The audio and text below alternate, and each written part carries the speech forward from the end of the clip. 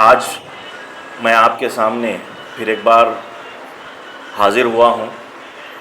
मकसद ये है कि बहुत सारे सवालात हिंदुस्तान में चल रहे हैं मुसलमानों को लेकर। मैं आपके सामने पिछली जो वीडियो दिया था उसके अंदर आपसे वाज़े किया था कि इस बार के इलेक्शन में बीजेपी को हराने वाली ताकत को जिताना बहुत ज़रूरी है। जो ताकत फ़िरका परस्त बीजेपी को हरा सकती है उसको वोट करना है। और कर्नाटक के अंदर कांग्रेस पार्टी ही वो पार्टी है जिसको वोट करने पर आप ये समझ सकते हैं कि बीजेपी को हराया जा सकता है। ये आपके सामने पिछले वीडियो में मैंने वाज़े किया था। इस वीडियो में मैं आपके सामने दोनों पार्टी से चंद सवालात करना चाहता हूँ।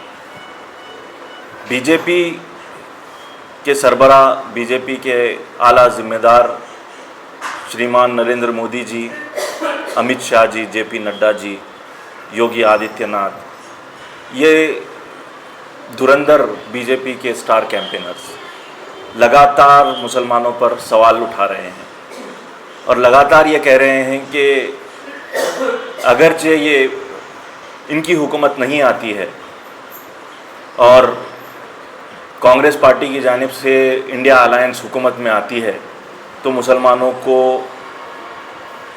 हिंदू औरतों के गहने, जेवरात, मंगलसूत्र निकाल कर दे दिया जाएगा। यहाँ पर शरिया कानून नाफिज हो जाएगा। और एक बहुत ही अजीब बात वो कर रहे हैं, वो रिज़र्वेशन के ताल्लुक़ से है। वो रिज़र्वेशन की जो बात कर रहे हैं उसके ताल्लुक़ से मैं आज सवाल उठाना चाहता हूँ। रिज़र्वेशन मुसलमानों को बिलउमूम अगर कहीं पर दिया गया है तो वो कर्नाटक में दिया गया है और कर्नाटक में ही बड़े ज़ोरदार अंदाज में पीएम नरेंद्र मोदी जी ने कहा कि रिज़र्वेशन अगर इंडिया अलायंस आती है हुकूमत में तो वो ओबीसी कोटे में से निकालकर मुसलमानों को दे दिया जाएगा। यहाँ पर कर्नाटक के अंदर ओबीसी कोटे में से निकालकर मुसलमानों को रिज़र्वेशन नहीं दिया गया था। 1994 में बैकवर्ड कमीशन की रिपोर्ट पर उसकी बिना पर 4% रिज़र्वेशन दिया गया था और पूरे के पूरे मुस्लिम कम्युनिटी को बैकवर्ड मानकर ये रिज़र्वेशन दिया गया था।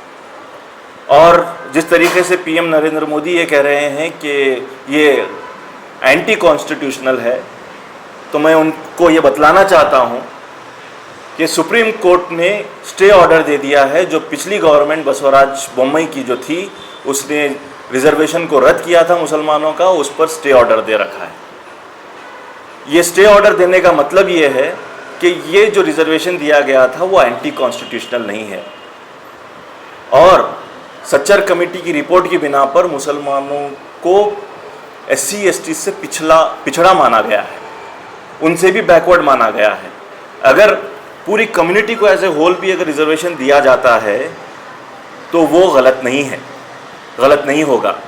मगर ना तो कांग्रेस पार्टी के मैनिफेस्टो में ये बात है कि वो मुसलमानों को रिज़र्वेशन में रिज़र्वेशन देंगे, ना ही कांग्रेस पार्टी जो प्रेजेंट हुकूमत में है उसने कुछ कोशिश की है कि सुप्रीम कोर्ट में ये एफिडेविट डाले कि मुसलमानों के रिज़र्वेशन को हम बरकरार रखना चाहते हैं, इसलिए हम हमारा केस वापस ले लेते हैं। एक सर्कुलर पास करना है, वो भी नहीं किया है।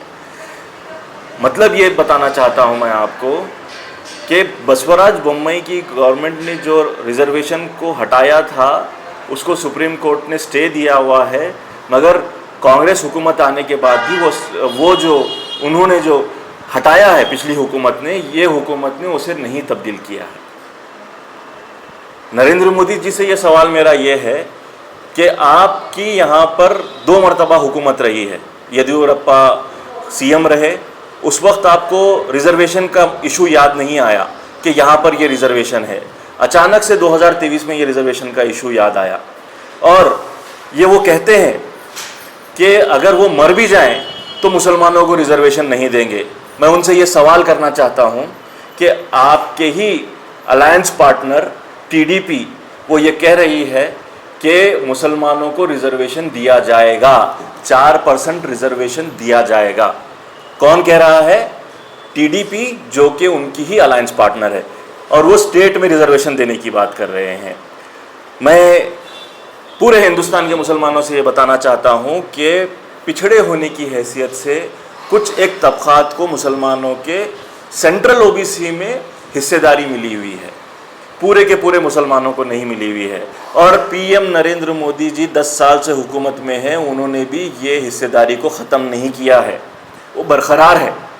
अचानक से जो इशू उठाया जा रहा है, सेंट्रल में किसी भी किस्म की ओबीसी की रिजर्वेशन की बात की ही नहीं गई है किसी भी पार्टी से। मुसलमानों को ओबीसी कोटे में से सेपरेट रिजर्वेशन देने की बात नहीं की गई है। मैं ये समझता हूँ और ये मानता हूँ कि मुसलमानों को बैकवर्डनेस की हैसियत से वहाँ पर भी एक सेपरेट कोटा होना चाहिए, लेकिन किसी भी पार्टी ने नहीं दिया है। और जब ये बात उठाते हैं नरेंद्र मोदी जी, तो अपने अलायंस पार्टनर्स को भी देखना चाहिए कि वो क्या कह रहे हैं, और ये भी देखना चाहिए कि जब वो बात कर रहे हैं ओबीसी रिजर्वेशन की, तो कोई पार्टी वो बात कह रही है या नहीं। लगता है उन्होंने किसी भी पार्टी का उनके मुखालिफत में जो है उसका कोई मैनिफेस्टो पढ़ा ही नहीं है। वो बस बोलते चले जा रहे हैं और गलत पे गलत बातें बोलते चले जा रहे हैं। सच उनकी ज़बान से निकलता ही नहीं है, सच उनकी ज़बान से नहीं निकल रहा है। आज हमारे बीच में एक ऐसे प्रधानमंत्री मौजूद हैं जो ये कह रहे हैं कि हम लोगों ने फला जगह कैंडिडेट्स उतार दिए, फला जगह कैंडिडेट्स उतार दिए, इतने 100 कैंडिडेट्स उतार दिए, 400 के ऊपर हम लोगों ने कैंडिडेट्स उतार दिए। लेकिन वो कश्मीर में कैंडिडेट नहीं उतार रहे हैं। वो सीना ठोक कर 370 की बात करने वाले नरेंद्र मोदी जी कश्मीर में कैंडिडेट क्यों नहीं उतार रहे हैं, अभी जवाब नहीं मिला है उनसे। रही बात कर्नाटक के अंदर, मेरा डीके शिव कुमार जी से सवाल है। असेंबली इलेक्शन के बाद में सीना ठोक कर सिद्धरामैया जी ने भी कहा और